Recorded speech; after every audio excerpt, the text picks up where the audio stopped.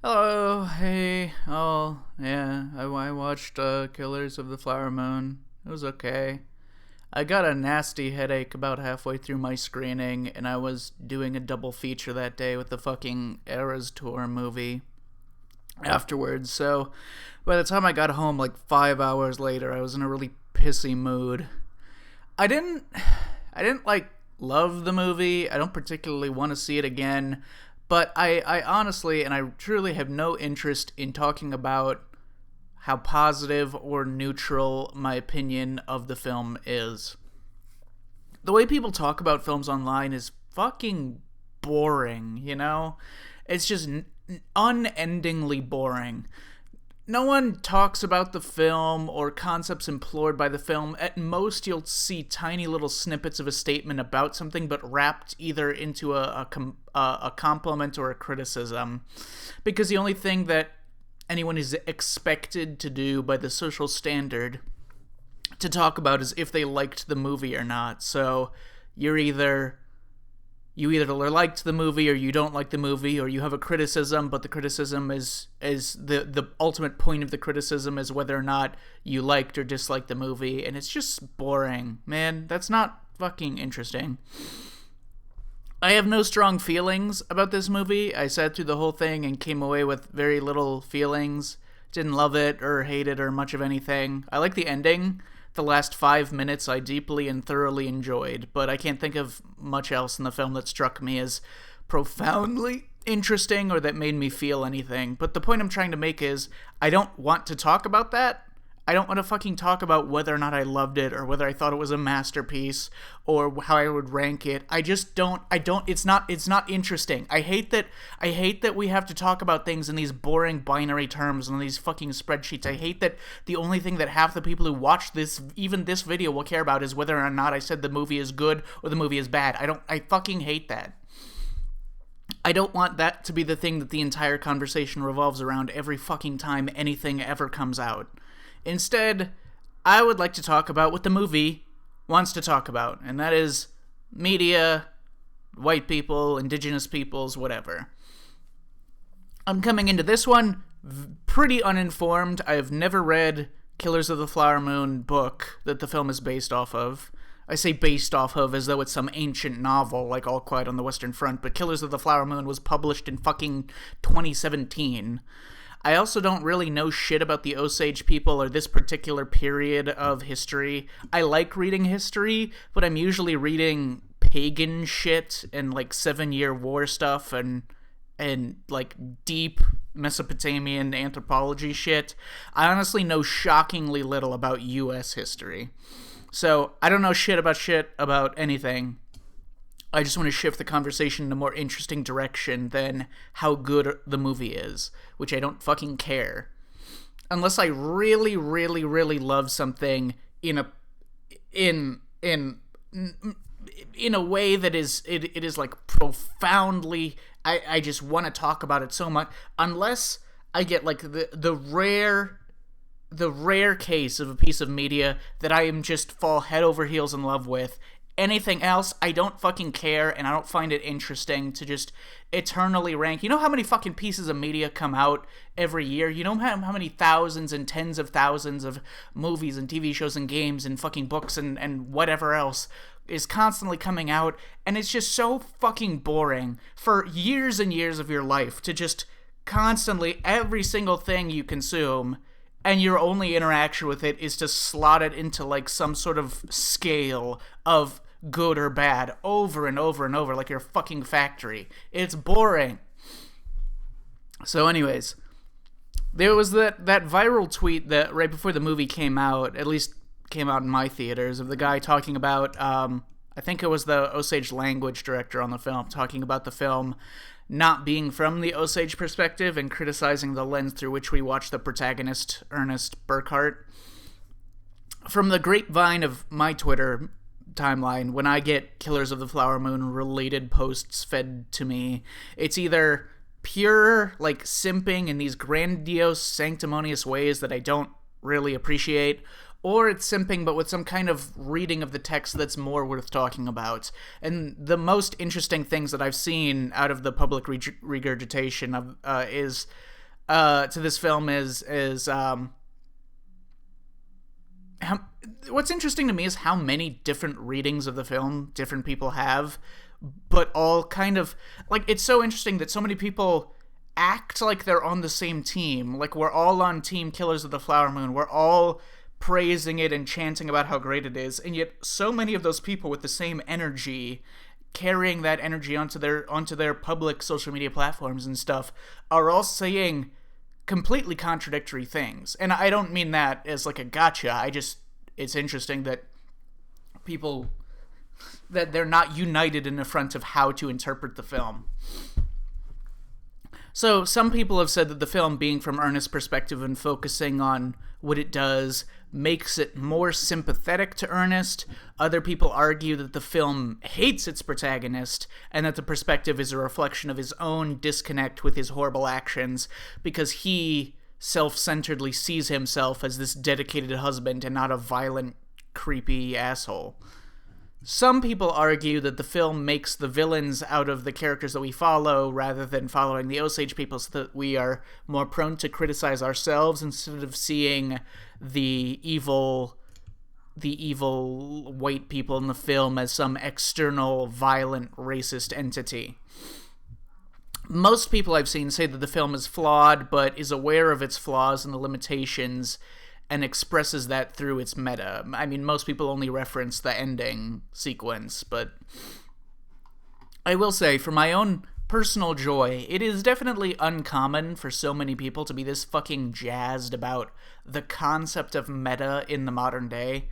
Films like this kind of have this quality, like how, like, you know, like fine arts, a painting won't have much value until you put a famous person's name on it.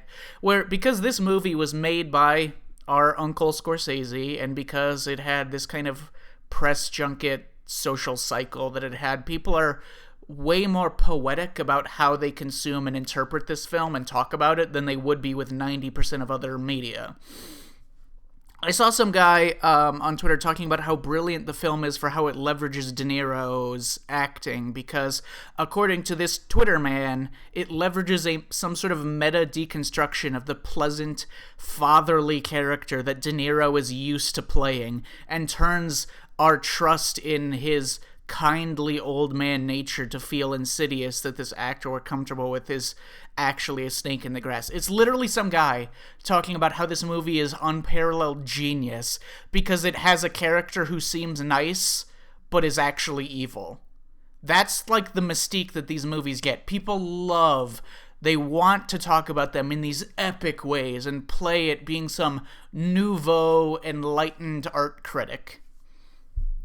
So how much of these flowery posts about how this movie tackles race and perspective are authentic? How many are exaggerated? How many are giving too much credit to something that isn't that unique? Personally, I don't know if you're supposed to feel some level of sympathy for Ernest or not. It kind of has the structure of a movie that is giving him the benefit of the doubt, because we're mostly introduced to Ernest's fear and passivity as this simpleton kind of guy who just went along with what his uncle told him to do, his foolishness, and we see like his old frowny face, his reluctance whenever he's asked to hurt Molly in some way, and has just over and over and over, and has this big show about him insisting that his love for his wife is genuine. And as far as we see from the fiction of the film, Molly is accepting him on some level, even upon these revelations near the end. And it ends with him betraying his uncle and testifying against his uncle, presumably, seemingly as far as he claims, to keep his uncle and his toxicity and his danger away from Molly. So on paper, you would look at this plot structure and these events and see the film being sympathetic to this man, who's not a bad guy. He was just led astray. He's a good guy who loved his family, and he did some wrong things. He's morally gray, he was made to do the wrong things. Even the FBI guy, even fucking Jesse, says that to his face. Oh, you're not you're a good guy. You love your family, right? You love your wife. But then you have the parts of the film that cast doubt on the reliability of this narration. We see Ernest's greed, his disingenuousness, his racism, his violent, self-centered nature in the scenes where he actually is like, you know, when we logically think about what has happened and everything he is done, it's clear that there is no fucking excuse. You can't say that he's a good guy who loves his wife, but he did some bad stuff and he was led astray when he assisted in slaughtering half of her family and drugging and poisoning her for months. It's not something you can exactly lend the benefit of the doubt. The FBI guy, Jesse Plemons, told him he was a good guy. He was probably just lying to get what he needed out of the case. They're just getting him to testify. Ernest's self-described love of Molly is what makes him the creepiest, I think, to the viewing audience, at least me and other people that I've seen, because he's so disconnected from recognizing his own part in all of these evil things that he covets his wife as like this trophy or this pet, but not someone he respects as a human being. But then again, maybe that's not the correct reading either, because maybe it's not like he sees his wife as something that he owns as a man, but maybe it's because it's not like he seems to respect himself as a human being either. He's basically also selling his body to his uncle and his uncle's ambitions and whims. He is marrying who he's asked to marry, he's killing who he's asked to kill, poisoning his wife, etc. There are some parts that suggest to me that he's like this creepy incel guy who feels like he owns his wife. There's other parts that make me feel like he justifies it to himself, what he does and what he does to his wife, by just not considering it, not thinking about it. Does he think that he loves his wife because he's so disconnected from reality and from consequence, he can't see his own part in all of this violence? Like, he can't see the victims of the violence, he can't see the pain and the finality of this devastation? Because there's that little clip of him being part of the small group of guys that murder the private investigator that Molly hired. There's like a couple, like a 7-second clip. Or that scene of them robbing the Osage people at gunpoint while wearing their ski masks or whatever, and then gambling with their belongings. And both of those scenes where we see Ernest directly engage with the violence, and not just be like an accessory to it. He seems to be reveling in that violence.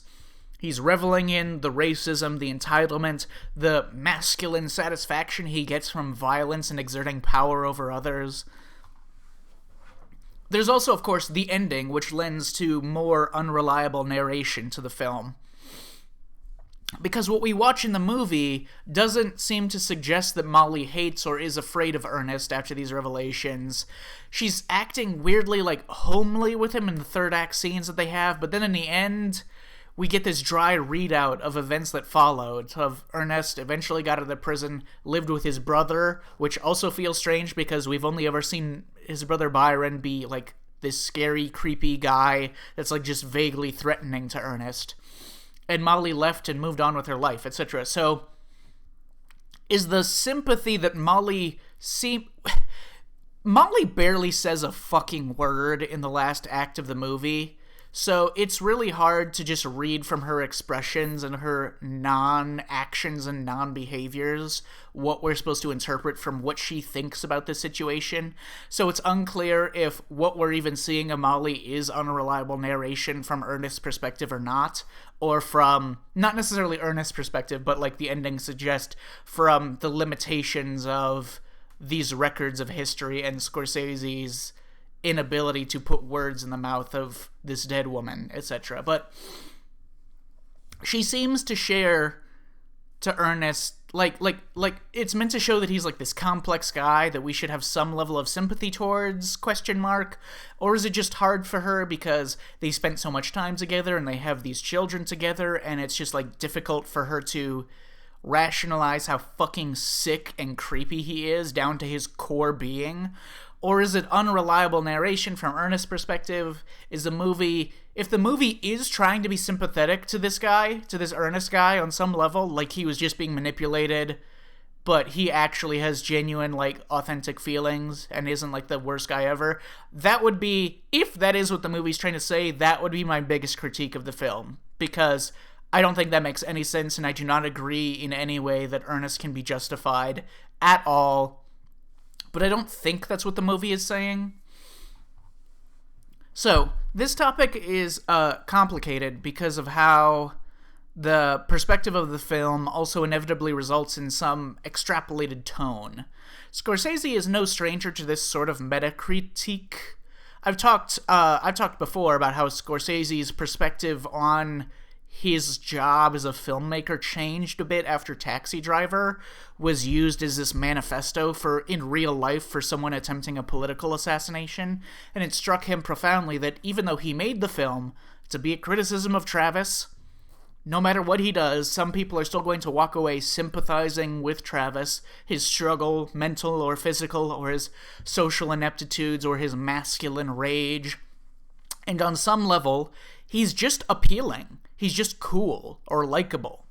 He's the protagonist of the film. He buffs up, he gets this big gun, he does all this, like, work, he makes this, like, makeshift weaponry. There's, like, a coolness to him on an aesthetic level when you're operating on these vague vibe checks and not the technical reality of what he's fucking doing.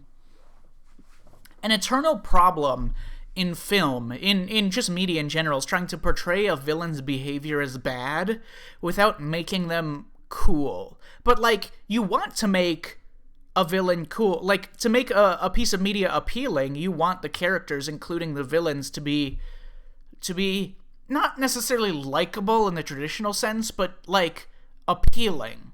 You know? Some level appealing. Not as, like, a good person, but you want to keep watching them in the film. But making the reasons someone does bad things clear to better understand the root causes of social problems, like taking a character who does bad things, but then explaining why they do bad things and what happened to them that made them do these bad things, but without making the bad guy seem reasonable. That's probably the most interesting overarching thing that Killers of the Flower Moon does, in my opinion, is that it really clearly goes out of its way to avoid all these pitfalls that would normally lead to these problems. I have to admit, I walked out of this movie, I never liked any of the characters as characters, I never thought they were aesthetically cool, I never reveled in any satisfaction of fictional violence. There's no point at which I found any of the bad people in this movie appealing on any level. The film's perspective has a double purpose. It's meant to metaphorically show how Ernest doesn't see himself as a violent man because he doesn't think about his violence, thus we don't see it. As the audience, we don't see him constantly doing these violent things and engaging in this violence and being this piece of shit. We see the things that he thinks of himself as just this weird wife guy. Or this guy who's like, oh, just stuck in this difficult situation, he's so afraid of his uncle, and he's just, oh, he doesn't want to do this, oh. But it's also meant, in a meta sense, to try to tell a story about violence and masculinity and, like, dangerous, poisonous American self-perceptions without making a movie that ends up glorifying violence.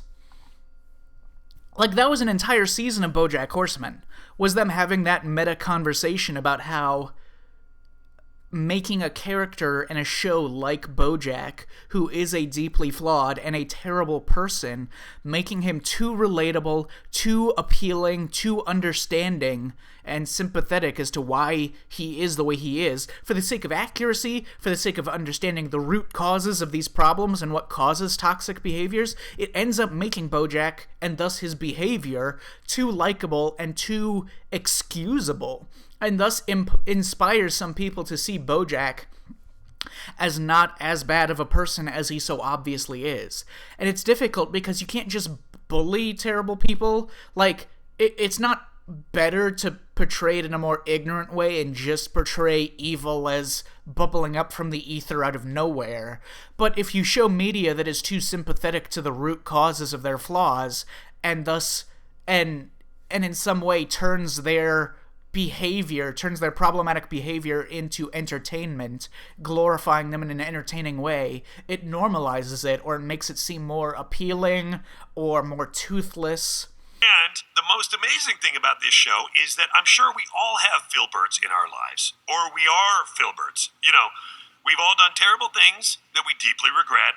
I've done so many unforgivable things, and I think that that's what this show says is that we're all terrible, so therefore we're all okay.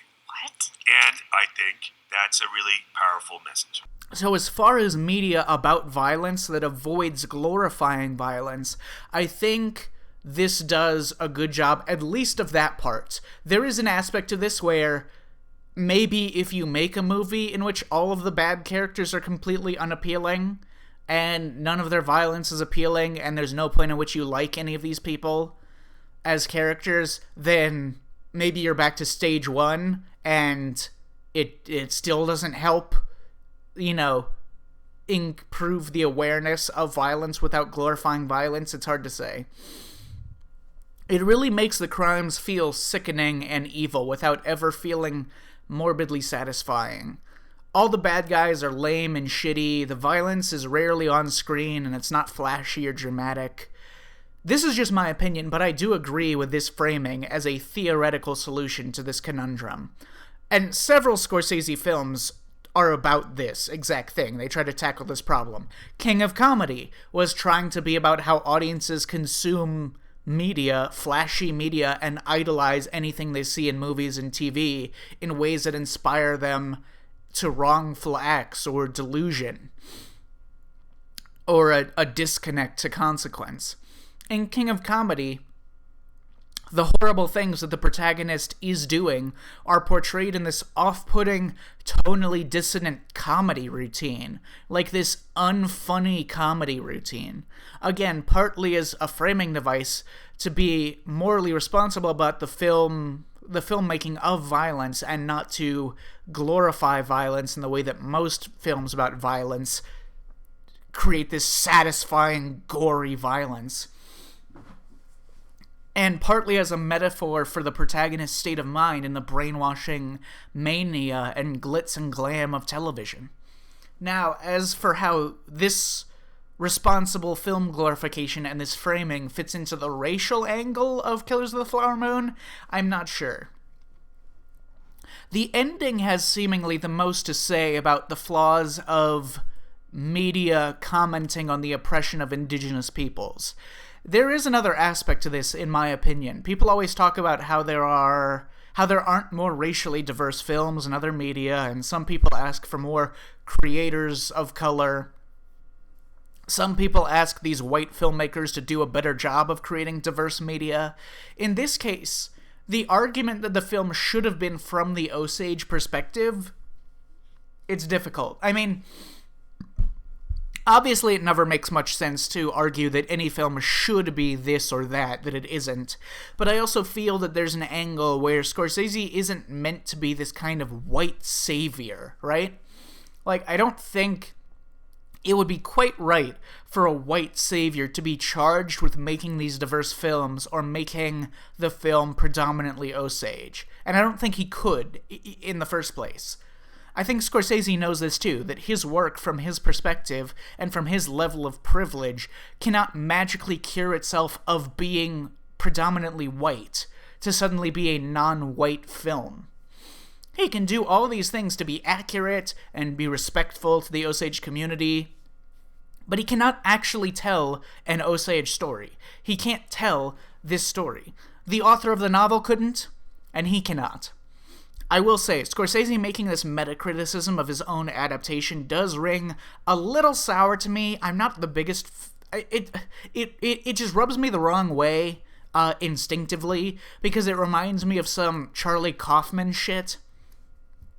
Charlie Kaufman has some instances of being really fucking obnoxious about his stupid ass meta commentaries on whenever he does book adaptations. And I've not been much of a fan about Kaufman's like annoying self-deprecating meta criticisms because they usually feel like shitty cop-outs to me. I love meta. Let's be clear. I fucking love meta. There's nothing I find more interesting to talk about in media than media itself. But meta has an almost time-travel-y, like, existential quality to it where you can start to oversimplify it way too much if you strip it down to its bare essentials. So, you know, making when people who don't operate in meta try to make commentaries, meta commentaries within their works, a lot of the times they can make these big ass grandiose statements that end up being like a gigantic oversimplification of everything and end up being fucking useless. So, I feel it's very easy to make these sort of broad sweeping statements about media and the struggles of indigenous people and how they get paraded around and turn into a clowning spectacle for the entertainment of white people. It's too easy. For one, and all meta works have this valid criticism. Anything meta will be the thing that it is trying to criticize. Kind of by definition. A parry, by definition, is an exaggerated version of the thing that it is making fun of. So it is the thing that it is criticizing. So just because the movie recognizes that it's a piece of white media that cannot truly depict an authentic Osage story, that recognizing that fact doesn't save it from the fact that that is the thing it is admitting to being. In that respect, what makes this film different from any other piece of white media about the plight of indigenous peoples, other than the fact that it has this ending that points out its own limitations, what else is there? What else is there that separates this from any of the other shit? I'm just making the argument. Don't fucking yell at me in the comments. I'm speaking in hypotheticals to talk about it here. So, one thing that I observed from the movie, and I don't know how meaningful this is because I have not read the book, but there's a lot of things that are glossed over in this story. Some of them are certainly because of the unreliable narration of Ernest, like him not thinking about himself as this small-minded, violent man. But some of them I felt like were the movie kind of admitting to the fact that it is literally incapable of telling certain parts of the story. There's so little that we see about Molly's perspective, like what her thoughts were about her husband, especially in the third act after she knows he was involved in the murders of her family. We don't see much of the family relationship or either of them interacting with their children that much. We have very little we can interpret about why she's with Ernest or what her opinion on the violence of any of this shit is. Or, like, why, like, what level of suspicion she had for Ernest and his uncle and his brother, etc. Like, we see most of the bad guys in this movie as these bumbling idiots. They're easily manipulated, they're short-sighted, glib, greedy, etc. Small men who use these short bursts of violence to get what they want and solve the problems that are right in front of them. Too stupid to think about that much further into the future.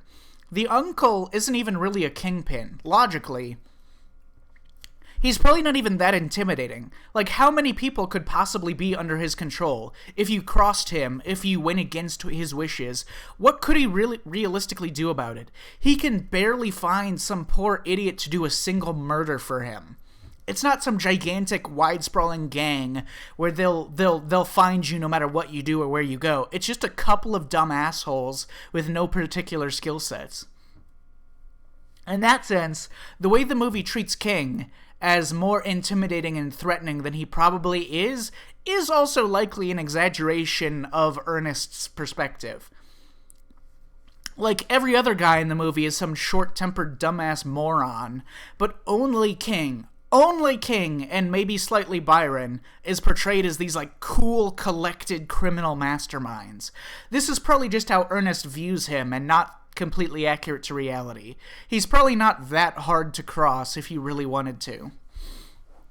I feel like in some cases, the film is skipping some things because it just simply cannot tell us them. Like, the film doesn't want to show us more of Molly and what Molly thinks about these situations, because it knows that Molly was a real human being, real life, and then it would be disrespectful to put words in her mouth when we literally do not and cannot know how she felt.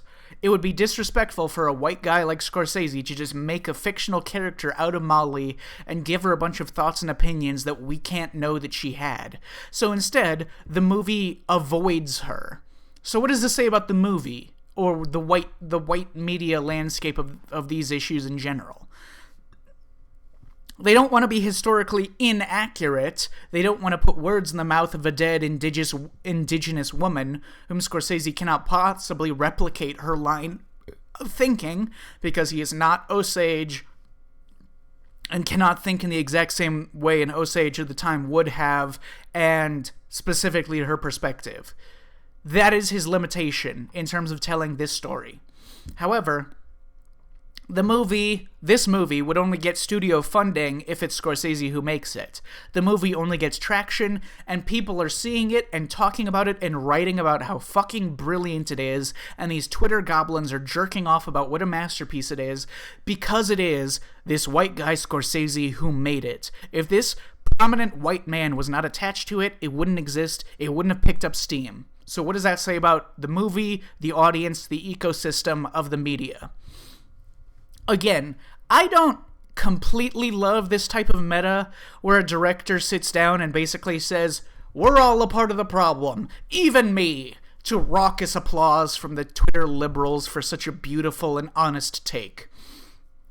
Like I said, it does feel like a cop-out to me when people say, "We're all a part of the problem, even me," as their soapbox message. They're not wrong, obviously, and it's not fundamentally uninteresting. I just don't love the passivity of it, and I certainly don't love the way it is consumed. Like, when people make these kinds of "the problem is all around us and we're all making it worse" statements, people consume it and cheer for it. They consume it and applaud. They're like, "Oh, thank you, Daddy Scorsese, you've saved cinema." Well, no. No, he fucking hasn't. He has not saved cinema. He is actively, you are acknowledging that he is literally admitting to your face that he is incapable of saving it. He is physically incapable of saving it. No, he did not fucking save cinema. How do you turn that into a victory lap? How do you just call him brilliant and then just go home as if it's all wrapped up? It's just this obnoxious Twitter liberal thing where people will cheer for you when you tell them what they want to hear.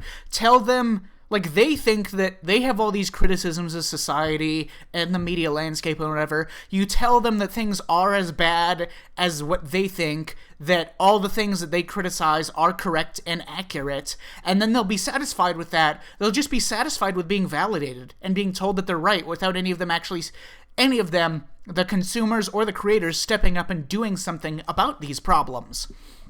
They're not concerned with finding solutions to the problems. A ton of people just want to be told that they are correct to complain about it. And that's good enough for them, to get that validation.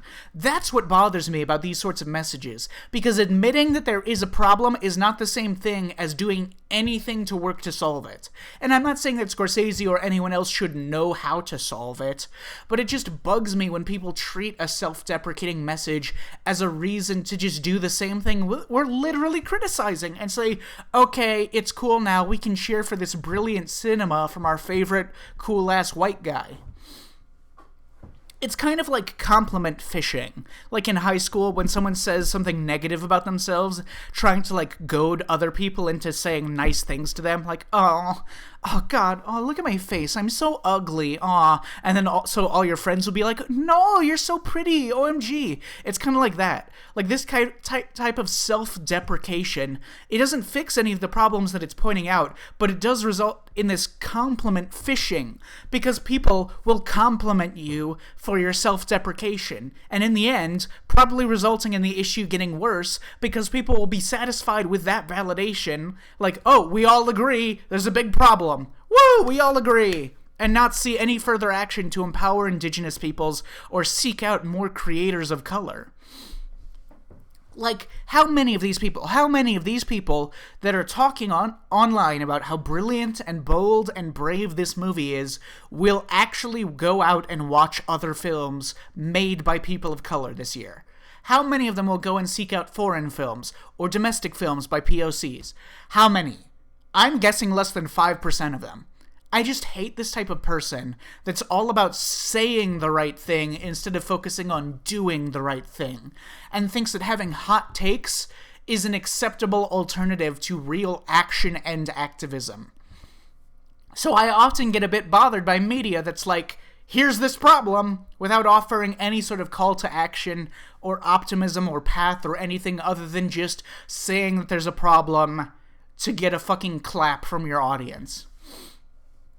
And in the film itself, with the violence against indigenous peoples as a metaphor for the prominence of white voices in media, in the film, in the actual plot of the movie, the bad guys, the Ernest and his uncle and whatever, they're defeated by just other white people in the FBI and the United States government. Alternatively, you could argue in the language of the film that they're defeated because Ernest decides to testify against his uncle because of the love for his wife winning out over the fear of his uncle. Either that or just as a matter of practicality because it was clear that his uncle would no longer have social power in the Osage community. Whatever. So, in the language of this film and this conflict about white people, you know, overtaking indigenous stories and indigenous people and indigenous perspective and speaking for indigenous people, the U.S. government comes in and solves the problem. That doesn't exactly metaphorically translate to any path forwards in the real world right now for how to solve the problem of white media controlling narratives about indigenous peoples, and how that could be improved in any way. So the movie is only really presenting the problem and not a theoretical path forwards. Mostly, I think meta can just be much more interesting than saying this mode of expression is fundamentally flawed and I'm a part of the problem and that's it. It just feels lazy to be that totalitarian about it. And I'm not saying that it's an incorrect assessment of whitewashed media. I'm just saying it's not a particularly profound observation of the medium of film. Wow. White people end up erasing stories of people of color that have no means of expressing themselves on an equivalent scale. Shucks, you don't say. Why didn't I think of that? No shit. It's not like people have been making this argument for decades. So that's why I'm not head over heels about this film's meta. I've seen lazier meta, for sure. It's not bad, it's not at all, but I've also seen more interesting meta with more complex, insightful things to say about the medium that they're commenting on and the industry that they're a part of. That season of BoJack Horseman I mentioned, that has much more to say about the industry and the complexity of the problems in it, both in the creation and the consumption of the media that in some way or another generates problematic situations. I've never been a fan of media that focuses all its attention on just describing problems instead of anything else. Like, on asking interesting questions rather than coming up with interesting answers to ways of looking at the world. And no, I'm not saying that this film should have or could have somehow figured out how to solve this complex and impossible problem in real life. I'm just saying that all it has going for it is the Twitter liberal lazy solidarity tweet about there being a problem. And that, to me, is less interesting than other media I've consumed that has more to say. Okay. Editing this piece now after doing the smallest amount of research possible, I've seen all of those Scorsese interviews now where he says no. In fact, the point of the movie is that we're supposed to believe that Ernest and Molly actually loved each other, and it's some story about hurting the ones we love. And that is so fucking stupid and unhinged, I can't believe it.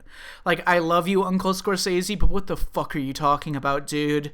He had a conscience. He really loved her. He conspired to murder her for her wealth, and he killed her family and acted against her interest and her wishes and drugged her and poisoned her into passivity. But he really loved her and he felt bad about it? Shut the fuck up, dude. Like, what the fuck? No. I take back everything I've said in this video. Fuck this. The message of the film is dumb as rocks. Fuck off. You can say that he saw himself as being in love with her, like that was his self-perception, but to act like there's some nugget of honest and good feelings in a relationship built on a complete fabrication and a laughable amount of violence and death is just absurd. What the fuck is the takeaway even supposed to be if we're to believe this horse shit that they had some real connection to each other? One, I take back what I said about not putting words into a dead woman's mouth. You really are putting words into a dead woman's mouth if you're arguing that they truly loved each other. He slaughtered her family, poisoned her, and was actively working towards her death. This makes it really fucking strange now that it's not showing Molly's perspective as much, if the point of it was that it was two people who loved each other but they were in a complex, difficult, and violent situation. And the film offers no even remote argument or perspective for why the fuck Molly would not be abjectly horrified by Ernest. What the fuck is the movie even saying now? Fuck you.